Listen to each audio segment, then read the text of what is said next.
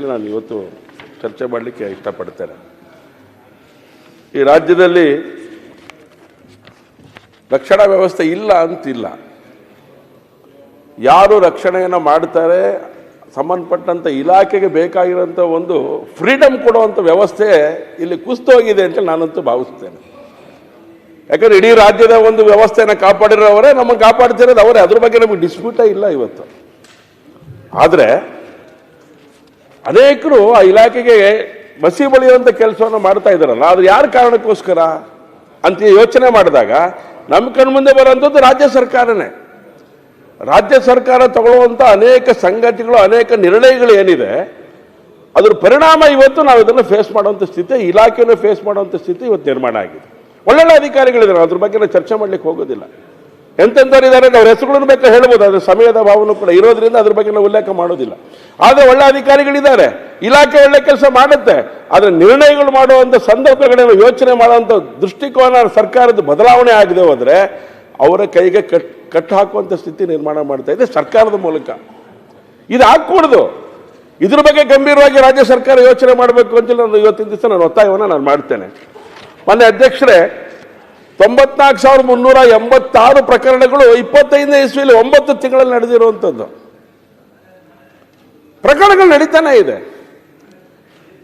ಯಾವುದಕ್ಕೆ ಜಾಸ್ತಿ ಆಗ್ತಾ ಇದೆ ಅಂತ ಹೇಳಿದ್ರೆ, ಯಾರಾದರೂ ಮಾಡಬಾರ್ದನ್ನು ಮಾಡಿದಾಗ ಅವರ ಕೇಸ್ಗಳನ್ನು ಸರ್ಕಾರ ವಾಪಸ್ ತಗೊಳ್ಳುತ್ತೆ. ಇದರ ಪರಿಣಾಮ ಹೊರಗಡೆ ಮಾನಸಿಕತೆ ಬೇರೆ ಇದೆ. ಇದನ್ನ ಗಂಭೀರವಾಗಿ ನಾವು ಯೋಚನೆ ಮಾಡುವಂಥದ್ದು ಬಹಳ ಅಗತ್ಯ ಇದೆ ಅಂತ ಹೇಳಿ ಮಾನ್ಯ ಗೃಹ ಸಚಿವರಿಗೆ ನಾನು ವಿನಂತಿಯನ್ನು ಮಾಡಲಿಕ್ಕೆ ಇಷ್ಟಪಡ್ತೇನೆ. ಕೊಲೆ ಪ್ರಕರಣ ಆಗಿರುವಂಥದ್ದು 822 9 ತಿಂಗಳಲ್ಲಿ. 822 ಕೊಲೆ ಪ್ರಕರಣ 9 ತಿಂಗಳಲ್ಲಿ ನಡೆಯುತ್ತೆ ಅಂತ ಹೇಳಿದ್ರೆ ಎತ್ತರ ಆಗಿರೋದು ಎಷ್ಟು ಅಂದ್ರೆ 2186 ಮಾನ್ಯ ಅಧ್ಯಕ್ಷರೇ. ಅತ್ಯಾಚಾರ ಹೇಳಿದ್ರು ನಮ್ಮ ನಾಯಕರುಗಳು ಮಾತಾಡಬೇಕಾರೆ 619 ಅತ್ಯಾಚಾರ ಪ್ರಕರಣ, ಡಕಾಯಿತಿ, ರಾಬರಿ, ರಾತ್ರಿ ದರೋಡೆ, ಕಳ್ಳತನ, ಸ್ನ್ಯಾಚಿಂಗ್, ಹೆಣ್ಮಕ್ಳು ಕುತ್ತಿಗೆಗಳ ಕಟ್ ಮಾಡ್ಕೊಂಡು ಹೋಗ್ತಾ ಇದ್ದಾರೆ. ಸರ ಹಿಂಗ್ ಹಾಕಿ ಹೇಳಿದ್ರೆ ಚೈನನ್ನ ಕಟ್ಟಾಗ್ತಾ ಇದೆ. ನರೆಗಳು ಕಟ್ಟಾಗಿ ಸಾವನ್ನಪ್ಪಿರುವಂತ ಸಂಖ್ಯೆನೂ ನಮ್ಮ ಹತ್ರ ಇದೆ ಇವತ್ತು ನಮ್ಮ ಕಣ್ಣು ಮುಂದೆ. ಮೊನ್ನೆ ಅಧ್ಯಕ್ಷರೇ, ಒಂದು ಈ ತರದ ಪರಿಸ್ಥಿತಿಗಳು, ಇದನ್ನು ಯಾರು ಹತೋಟಿಗೆ ತರಬೇಕು, ಹೇಗೆ ತರಬೇಕು ಅಂತ ಯೋಚನೆ ಮಾಡದೆ ಹೋದ್ರೆ ಈ ರಾಜ್ಯ ಗಂಡಾಂತರದಲ್ಲಿ ಸಿಕ್ಕಾಕೊಳ್ಳುತ್ತೆ. ಅನೇಕ ಜಿಲ್ಲೆಗಳೊಳಗಡೆ ಇವತ್ತು ದೇಶದ್ರೋಹಿ ಚಟುವಟಿಕೆ ಮಾಡುವಂತ ಹುನ್ನಾರ ನಡೀತಾನೆ ಇದೆ. ಅವ್ರ ಬಗ್ಗೆ ಕ್ರಮ ತಗೊಳ್ಳಿ ಅಂತ ಹೇಳಿದ್ರೆ ದ್ವೇಷ ಭಾಷಣದ ಹಿನ್ನೆಲೆಯಲ್ಲಿ ಕಾನೂನು ತರ್ತೀವಿ, ನಾವು ತರಬೇಕು ಅಂತ ಆಲೋಚನೆಗಳನ್ನು ಮಾಡ್ತೀವಿ. ಆದ್ರೆ ಈ ರೀತಿ ಕುಕೃತ್ಯ ಮಾಡುವಂತವ್ರ ಬಗ್ಗೆ ಕಠಿಣವಾದಂತ ಕಾನೂನು ರಾಜ್ಯ ಸರ್ಕಾರ ತರಬೇಕು ಅಂತ ಯಾವ ಬಿಲ್ ತಂದಿಲ್ಲಲ್ಲ ಇಲ್ಲಿವರೆಗೂ.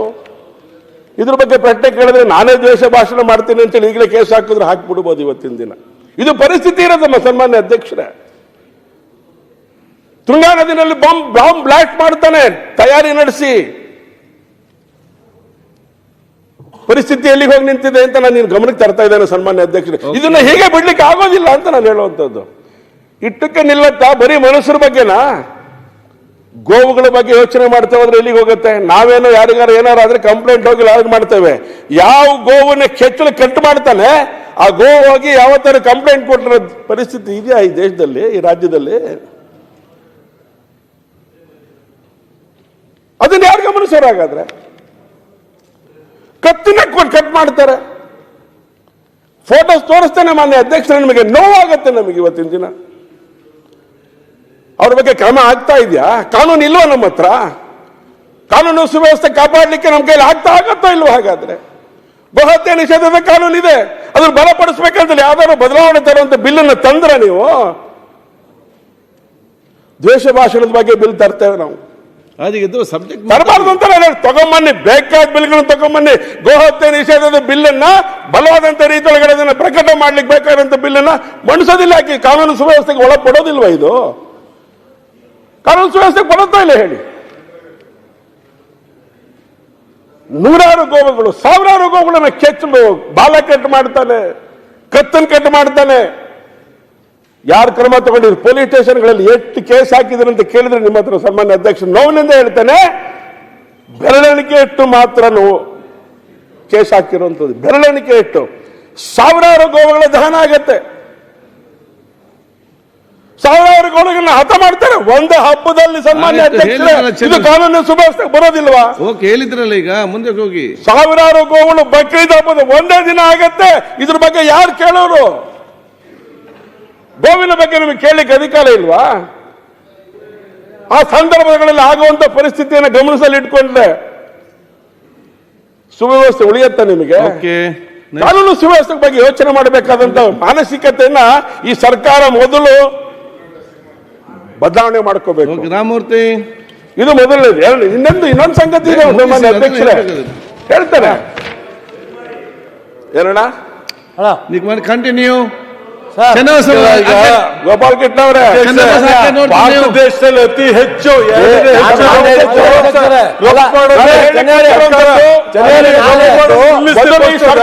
ಮಾನಸಿಕತೆ ಬದಲಾವಣೆ ವಿನಂತಿ ಇದೆ.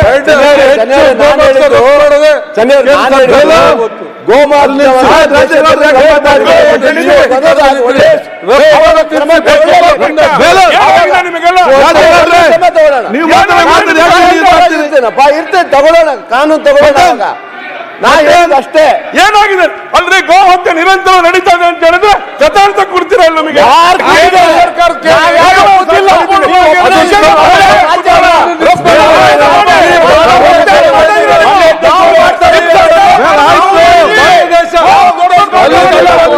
ಮಾಡಿದ್ದೀವಿ, ಸುಧಾರಣೆ ಮಾಡಿ.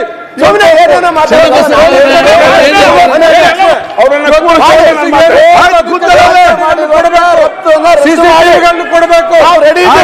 ನಾವು ರೆಡಿ. ಗೋಪಾಲ್ ಕಿಟ್ಟ ನೋಡಿ, ಈ ತರ ಪರಿಸ್ಥಿತಿ ಇದೆಯಲ್ಲ, ಈ ಮಾನಸಿಕತೆಯನ್ನು ಬದಲಾವಣೆ ಮಾಡೋಕೆ ಈಗ ನೋಡಿ ನೋವಿನಿಂದ ಹೇಳ್ತಾ ಇದ್ದೀನಿ. ನೋವೆಲ್ಲ ಅರ್ಥ ಆಗ್ತದೆ. ನೀವು ವಿಚಾರ ಹೇಳಿದ್ದೀರಿ, ಅವರು ಹೇಳ್ತಾರೆ. ಇದು ಒಂದು ಭಾಗ. ಕೇಂದ್ರದ ಪ್ರಾಣಿಗಳ ವೇದನೆ ಕೇಳುವಂತ ಸರ್ಕಾರ ಇದಾಗಲಿಲ್ಲ. ಇದು ಎರಡು. ಇನ್ನೊಂದಿದೆ, ಒಂದು ಘಟನೆ ನಡೀತು.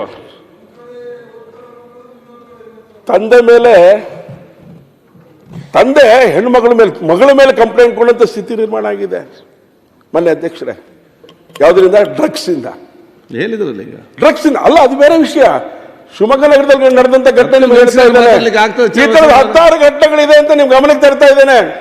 ಶಿವಮೊಗ್ಗ ನಗರಕ್ಕೆ IGP ಬಂದು ಹೋದ್ರು, ಸ್ಟೇಷನ್ಗಳ ಪರಿಸ್ಥಿತಿನ ಅಧ್ಯಯನ ಮಾಡಿದ್ರು, ಇಡೀ ನಗರದ ಪರಿಸ್ಥಿತಿಯನ್ನು ಅಧ್ಯಯನ ಮಾಡಿದ್ರು. ಕ್ರಮ ಏನಾಗಿದೆ? ಯಾರನ್ನು ನಂಬೇಕು ನಾವು? ಮೊನ್ನೆ ಅವರು ಗೃಹ ಸಚಿವರು ಭೇಟಿ ಮಾಡಿದೆ ನಾನು, ಮೊನ್ನೆ ಇಲ್ಲೇ ಕೂತ್ಕೊಂಡಾಗ. ಕ್ರಮ ತಗೊಳ್ತೀನಿ ಚೆನ್ನೈಯವರೇ ಅಂತಂದ್ರು. ನಾನು ಹೇಳಕೊಂಡಿರೋದು, ತುರ್ತು ತಕ್ಷಣ ಕಠಿಣ ಕ್ರಮಗಳನ್ನು ತಗೊಳ್ಳುವಂತ ವ್ಯವಸ್ಥೆಗಳನ್ನ ಮಾಡದೆ ಹೋದ್ರೆ ಯಾರ ಬಗ್ಗೆ ಯಾರಿಗೂ ನಂಬಿಕೆ ಬರೋದಿಲ್ಲ. ಮಾನ್ಯ ಅಧ್ಯಕ್ಷರೇ, ಕಾನೂನು ಸುವ್ಯವಸ್ಥೆ ಬಗ್ಗೆ 100% ಗೌರವ ಬರೋದೇ ಇಲ್ಲ. ಒಳ್ಳೊಳ್ಳೆ ಅಧಿಕಾರಿಗಳಿದ್ದಾರೆ, ಸರ್ಕಾರ ಕಟ್ಟಾಕಿ ಕೂರಿಸ್ಬಿಟ್ಟಿದೆ. ಇದು ನನ್ನ ಸರ್ಕಾರದ ಮೇಲೆ ನೇರ ಆರೋಪ ನಂದು. ರಾಮಮೂರ್ತಿ ಅವರು, ಹಾಗಾಗಿ ಇದನ್ನು ಸರಿಪಡಿಸುವಂತ ಕೆಲಸವನ್ನ ನಿಮ್ಮ ನೇತೃತ್ವದಲ್ಲಿ ಮಾಡುವಂತದ್ದು ಅಗತ್ಯ ಇದೆ. ಎಲ್ಲರ ವೇದನೆಯನ್ನ ಕೇಳುವಂತ ಪರಿಸ್ಥಿತಿಯನ್ನ ರಾಜ್ಯ ಸರ್ಕಾರ ಇವತ್ತು ಮಾಡಬೇಕಾಗಿದೆ. ಅಧ್ಯಕ್ಷರೇ, ಹಾಗಾಗಿ ಕಾನೂನು ಸುವ್ಯವಸ್ಥೆ ಕಾಪಾಡಿಕೋಬೇಕಾದಂತ ಹೊಣೆಗಾರಿಕೆ ನಮ್ಮೆಲ್ಲರದ್ದು. ಮಾನ್ಯ ಅಧ್ಯಕ್ಷರೇ, ಹಾಗಾಗಿ ಡ್ರಗ್ಸ್ಗೆ ಸಂಬಂಧಪಟ್ಟಂತೆ ಯಾರ್ಯಾರು ಸರ್, ಏನ್ ಗೊತ್ತಾ ಸರ್, ನಂಗೆ ನೋವಾಗ್ತಿರೋದು ಯಾಕೆ ಅಂತ ಹೇಳ್ತೀನಿ. ಎಲ್ಲರಿಗೂ ಸರ್ ಹೇಳ್ತೀನಿ ಸರ್ ಯಾಕೆ ಅಂತ. ಎಲ್ಲರಿಗೂ ನೋವಾಗಿದೆ. ಆದ್ರೆ ಒಂದು ಕುಟುಂಬದಲ್ಲಿ ನಡೆದಂತ ಘಟನೆ ಪ್ರತಿಯೊಂದು ವಿಚಾರ ಯಾಕೆ ಹೇಳ್ಬೇಕು ಅಂತ ಅನ್ಸುತ್ತೆ ಗೊತ್ತಾಗಲ್ಲ. ನಾನು ಕಣ್ಣಲ್ಲಿ ನೋಡಿರೋನು, ಅದಕ್ಕೋಸ್ಕರ ಕಣ್ಣಲ್ಲಿ ನೋಡಿದ್ದೇನೆ. ನಮ್ಮ ಬಸವನಗುಡಿರುವಂತ ಒಂದು ಮನೆ, ಪೊಲೀಸ್ ಸ್ಟೇಷನ್ಗೆ ಹೋಗಿ ಒಂದು ಕಂಪ್ಲೇಂಟ್ ಕೊಡಕ್ಕಾಗದಿರೋಂಥ ಸ್ಥಿತಿ ನಿರ್ಮಾಣ ಆಗತ್ತೆ. ಏನ್ ಮಾಡೋಣ? ಪ್ರತಿ ಬಾರಿ ಡ್ರಗ್ಸ್ ಎಷ್ಟು ಹಿಡಿದಿದ್ದೀವಿ ಅಂತೇಳಿ ಪ್ರೆಸ್ ಅಲ್ಲಿ ರಿಪೋರ್ಟ್ ಬರುತ್ತೆ. ಹೇಗೆ ಬಂತು ಇದನ್ನ ಕೇಳಿದ್ರೆ ಏನ್ ಪರಿಸ್ಥಿತಿ? ನಮಗೆ